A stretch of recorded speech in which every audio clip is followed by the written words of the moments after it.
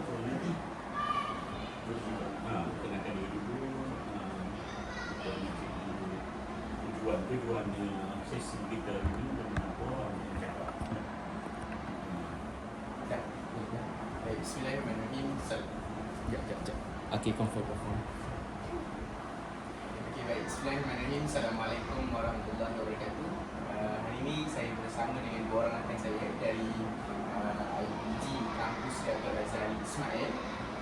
Sekarang kami berada di Sekolah Kebangsaan Pahima bersama dengan Cikgu Aziz yang merupakan seorang guru bimbingan dan kaunseling di sekolah ini. Apa khabar cikgu? Alhamdulillah, masih.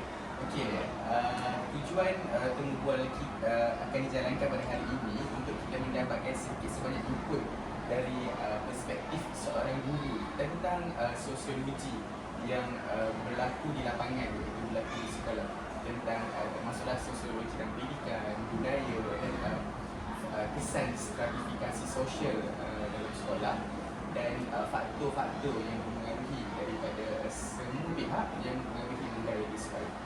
Okey. Cikgu, kalau kita tengok dari aspek kesan stratifikasi sosial, pandangan cikgu bagaimanakah keadaan latar sosial murid sini, ada dari segi latar ekonomi ke, keluarga ke, seperti status ekonomi ke, pendidikan ibu bapa ataupun tempat tinggal, dia memberi kesan kepada pembelajaran murid kat sekolah. Bagaimana benda-benda ni dapat mempengaruhi kesan pembelajaran murid di sekolah, dari segi prestasi akademiknya, dari segi bukunya di sekolah. Terima kasih kepada lelaki dan kami persaya untuk satu sesi perbincangan. Kami di sekolah mengambil kira semua aspek dan merealisasikan kehidupan. Faktor-faktor yang awak sebutkan tadi sebenarnya dia sangat berkaitan dengan pelaksanaan dan pencapaian akademik, pencapaian sosial diri murid dan pencapaian dari segi sosiologi, penguasaan sosial murid, yang mana yang kita beri faham bahawa persekitaran di sekolah yang dibina di sekolah adalah budaya ilmu, budaya pembentukan akhlak dan nilai sosial yang tinggi. Semua aspek ini akan dapat dicapai sekiranya semua perkara yang berkaitan memberi kerjasama, memberi sokongan dan persepaduan. Contohnya dari aspek ibu bapa. Ibu bapa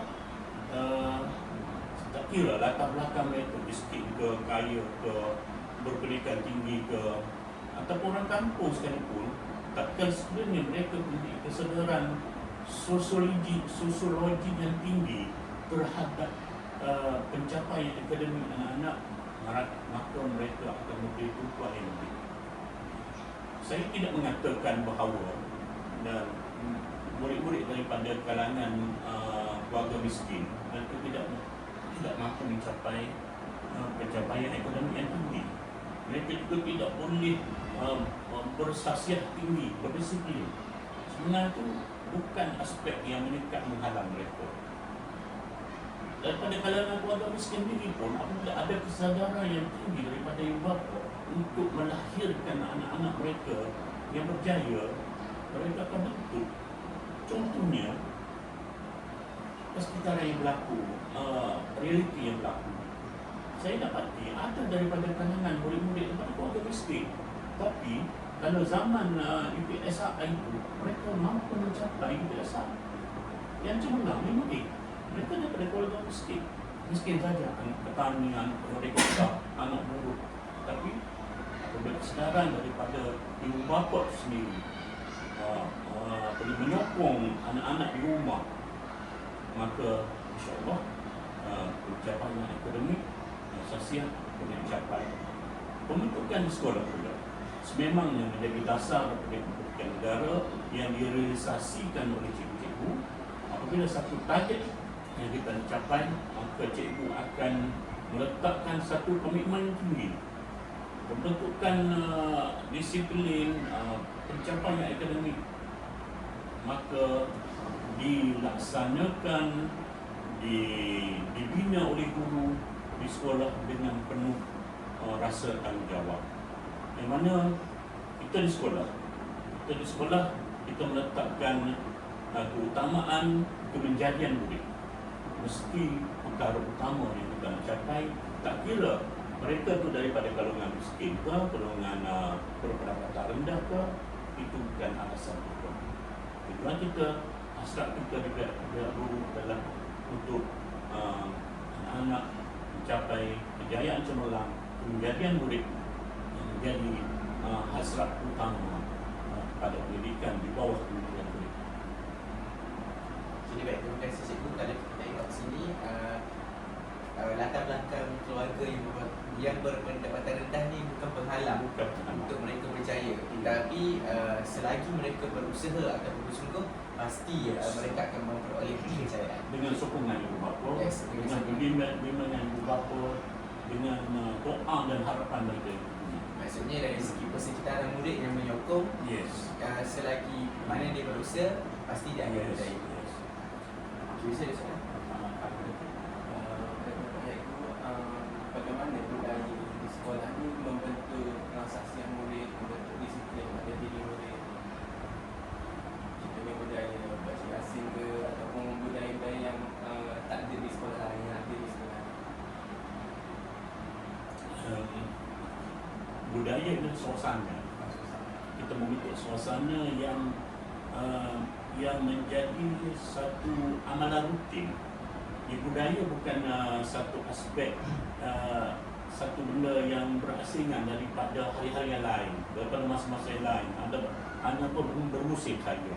Budaya adalah sesuatu yang kita dapat laksanakan dia, dapat bina dia sepanjang masa. Contohnya, budaya risalah, budaya menyampaikan salam. Kita daripada beberapa tahun yang lalu, kita telah melaksanakan budaya memberi salam. Sama ada kepada guru, sama ada kepada rakan murid itu sendiri, dan juga kami bina, kami latih, kami bentuk anak-anak murid ini supaya apabila berdepan sahaja dengan apabila berjumpa sahaja dengan sesiapa sahaja yang hadir ke sekolah, kita anggap mereka sebagai tetamu. Kalau pertama yang mereka laksanakan, mereka mulakan dengan menyampaikan salam.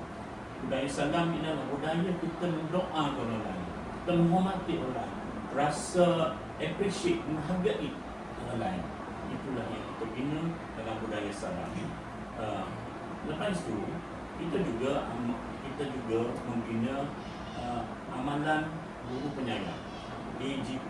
Amalan guru penyayang ni, setiap pagi ada guru yang bertugas menunggu di pintu pagar sekolah, meraihkan kehadiran murid, menyambut kehadiran murid.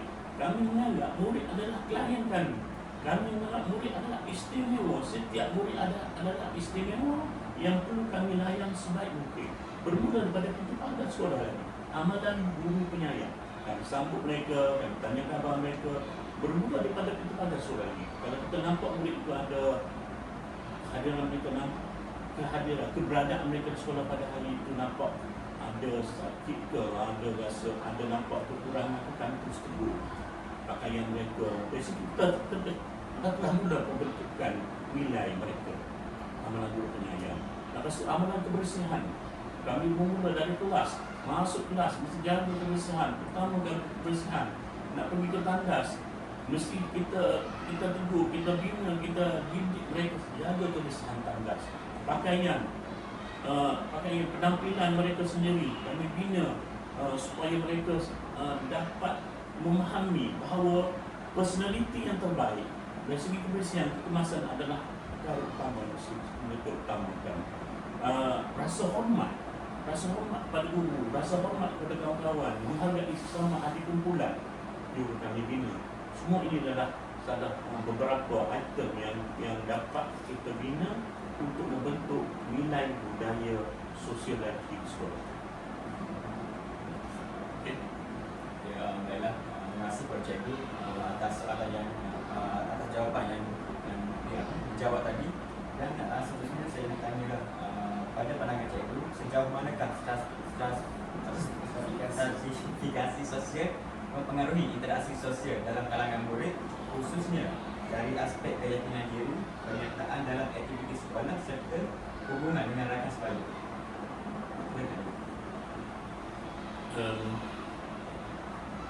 Aktiviti program aktiviti sebenarnya kita bukan bina yang kita bina, yang kita laksanakan bukan aksesoris, bukan satu nak dapatkan nama, bukan satu hiasan semasa, tetapi ada nilai yang kita nak bina di situ. Contohnya kita selalu adakan program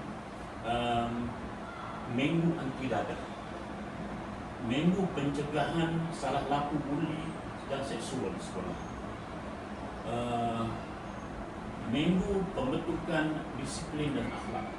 Semua ini, program-program ini sebenarnya kita nak beri mereka beberapa perkara. Yang pertama sekali adalah untuk mereka tahu. Mereka dapat maklumat kalau dadah itu berbahaya, dadah itu menjadi musuh negara, ancaman kepada kehidupan manusia. Mereka faham, mereka tahu, mereka faham, dan mereka beramal dengan cara menjauhinya. Salah laku bullying misalnya, kami terangkan tentang betapa bahayanya, betapa buruknya perbuatan bullying.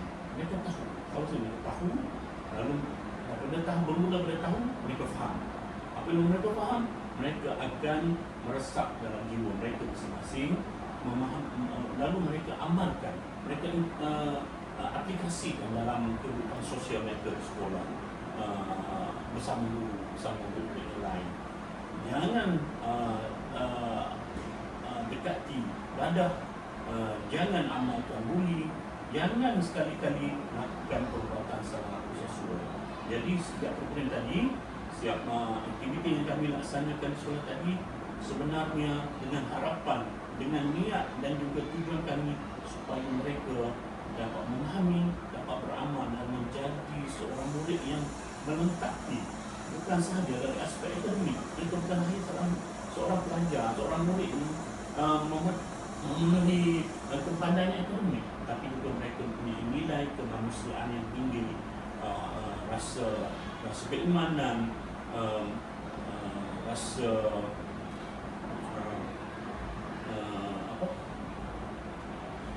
keimanan, akhlak dan juga perlakuan yang terbaik untuk menjadi seorang murid yang mempunyai nilai-nilai kemanusiaan. Walaupun kita nampak program yang dianjurkan di dewan ke ataupun diaplikasikan dalam kelas itu program sebagai satu bentuk program yang tidak ada kesan, tapi sebenarnya satu jangka masa yang panjang mereka akan memahami, mereka akan ingat ini satu nilai yang baik, mesti mereka ikuti. Dan kita kena faham bahawa tugas kita sebagai guru ni adalah arkitek manusia. Kita membina manusia. Arkitek bangunan, dia contohnya dia beri masa 1 tahun untuk bina satu bangunan dengan segala kelengkapannya, dengan segala tool dan juga bahan-bahannya, dengan bantuan pekerja, tenaga kerja, tenaga sokongannya. Dan satu masa 100 tahun mereka dapat bina satu bangunan. Tapi kita adalah arkitek manusia. Kita nak bina manusia yang mana pencapaian dia, pemaknaannya kita boleh nampak dalam masa yang singkat, masa yang panjang. Jadi walaupun nilai yang kita bentuk dalam program hari ini, tapi jangka masa panjang mereka akan mengerti. Contohnya kita, zaman kita sekolah dulu, kita ingat cikgu yang kita cakap dulu dan membina kita pada hari itu. Cikgu aku pernah cakap dulu. Sebenarnya itulah kesannya, sebenarnya itulah nilai jangka panjang yang kita nak terapkan, yang kita bercapai, yang kita hasratkan, yang menjadi nawaitu utama kami di sekolah. Sama ada dalam bentuk pengajaran dalam bentuk program, dalam bentuk nilai apa sahaja yang dibina di sekolah, hasrat jauh di masa hadapan mereka akan menjadi manusia yang melengkapi segala aspek nilai-nilai jadi jasmani, emosi, intelek, dan segala yang sebaiknya manusia kami yang akan Jadi kalau cikgu berdasarkan pengalaman cikgu ada di sekolah ni, adakah kalau kita katakan status sosial murid tu, adakah dia mempengaruhi dari segi keyakinan diri murid tu kat sekolah? semuanya boleh dibina. Boleh dibina. Kadang-kadang mereka datang ke sekolah dengan kelengkapan yang tak seberapa. Kalau mereka hadir daripada daripada keluarga miskin, dengan baju yang tak lengkap, dengan beg yang harga yang paling murah yang ibu bapa mereka beli. Tetapi kita bina, kita bina kesedaran mereka, kita beri kefahaman pada mereka bahawa peralatan pakaian itu adalah luaran fizikal sahaja. Tetapi semua itu bukan menjadi alasan untuk kamu tidak boleh berjaya. Status sosial kamu, walaupun kamu daripada golongan keluarga miskin, golongan tidak berada, tidak semestinya kamu terhalang untuk kamu capai kejayaan yang tinggi dalam pendidikan. Jadikan kekurangan, kelemahan dan juga kedaifan keluarga kamu sebagai suatu cabaran untuk kamu bina kejayaan diri kamu sendiri, untuk kamu menembus kekurangan masa lalu yang dialami oleh keluarga kamu, untuk kamu bina masa depan yang lebih berjaya. Tidak semestinya status sosial kamu rendah, kamu orang susah, kamu tidak boleh berjaya. Kamu ada harapan. Setiap kali kamu langkah ke sekolah, kamu adalah harapan ibu bapa, harapan guru, dan harapan negara untuk kejayaan masa depan. Baik, terima kasih cikgu. Ni saya kira adalah soalan terakhir lah. Okay. Dari segi faktor yang mempengaruhi budaya di sekolah, pada pendapat cikgu, apakah faktor utama yang mempengaruhi pembentukan budaya di sekolah seperti peranan guru, pentadbir, peranan ibu bapa, peranan lembaga swaya ataupun peranan peraturan yang dikuatkuasakan di sekolah? Apakah faktor yang mempengaruhi dari segi lima tu? Apakah faktor yang mempengaruhi budaya kat sekolah? Dari segi peraturan ibu bapa tu? Dia itu saya perhatikan. Saya khususnya apabila saya menjalani tugas-tugas dengan kuasa secara khusus, saya bukan sahaja mengajar, saya ada pengalaman mengajar 32 tahun saya mengajar. Dan saya berada di sekolah ini, saya diberi tugas untuk mengikut tugas guru bimbingan kuasa. Semua aspek yang awak sebutkan tadi, perkara yang sebutnya, semuanya ada persen untuk menjadi jadi faktor pendorong ataupun faktor pelemah. Ini dua aspek, pro dan kontra. Contohnya yang perkara utama yang saya perhatikan, aspek guru, aspek dasar kita tak boleh tukar. Itu adalah tanggungjawab kita, itulah dasar yang kita terima dan itulah dasar yang kita akan laksanakan. Yang saya perhatikan adalah aspek yang menjadi halangan, yang menjadi konflik kepada ataupun cabaran kepada pencapaian yang kita nak targetkan tadi ialah pertama sekali aspek sikap. Aspek sikap yang paling utama dia. Saya sebutkan tadi, walaupun orang miskin tak, kalau sikap dia positif, sikap dia yang sentiasa proaktif untuk capai kejayaan, kemiskinan bukan jadi pertama. Yang saya nak sebutkan adalah sikap. Pertama sekali sikap murid itu sendiri. Sikap murid itu sendiri yang menjadi perkara pokok kepada pencapaian kita. Kerana setiap murid yang kita latih, yang kita telah didik, yang kita bina mereka, kenapa ada murid yang berjaya, kenapa murid yang berjaya? Sedangkan buku yang sama, cikgu yang sama, masa yang sama, pengajaran yang sama, Kenapa? Kerana sikap dan juga nilai diri mereka, kesedaran diri mereka sendiri. Sama ada mereka yang mereka ingin belajar, sama mereka ingin menjadi seorang murid yang baik, sama ada mereka ingin mengubah diri mereka daripada yang tak pandai pada pandai, yang tak cerdik pada cerdik. Adalah sikap. Inilah perkara paling utama dan perkara paling payah yang dihadapi oleh cikgu adalah untuk berubah sikap. Dan kita sebagai guru adalah inilah cabaran kita, mengubah pendirian dan juga nilai dalam diri mereka sendiri. Semua aspek yang 4-5 perkara tadi pada saya itu kita boleh atur. Tapi yang paling besar cabaran dalam kehidupan kita sebagai seorang pemikul tugas sebagai profesi guruan adalah membina sikap untuk menjadi yang murid itulah yang tahu utama sekali. Kalau kita tidak mampu mengubah, kalau kita mudah menganggap dan lebah dengan cabaran untuk merubah sikap murid tadi, belajar tadi, maka kita akan gagal. Jadi inilah pada saya sebenarnya sepanjang tugas saya 32 tahun ini adalah sikap. Sikaplah perkara utama. Nilai diri itu adalah perkara utama yang menjadi sama ada menjadi halangan atau menjadi pendorong, yang menjadi pro atau menjadi kontra kepada ucapan itu. Itu rasa tu kalau kita tengok perkara tu sedikit sebanyak mempengaruhi, tapi ada yang lebih mempengaruhi, iaitu dari segi sikap pelajar itu sendiri. Tapi kalau kita tengok banyaklah faktor yang mengaruhi kepada pembentukan budaya murid kat sekolah. Dari segi yang pertama tadi, dari segi sekolah ini pengalaman cikgu adalah sikap dan perkara-perkara kecil lain adalah sedikit sebanyak mempengaruhi pembentukan budaya di sekolah. Jadi saya kira setakat itu sahaja kita kena buat untuk mendapatkan sedikit input. Semoga perkongsian sedikit sebanyak perkongsian ini dapat memberikan pengetahuan tambahan kepada kami bila menjalankan kajian untuk bertaksir dan berterusan di bawah subjek sosiologi dan pendidikan. Okey, terima kasih cikgu. Ya, sama-sama. Assalamualaikum. Jadi itu je lah cikgu.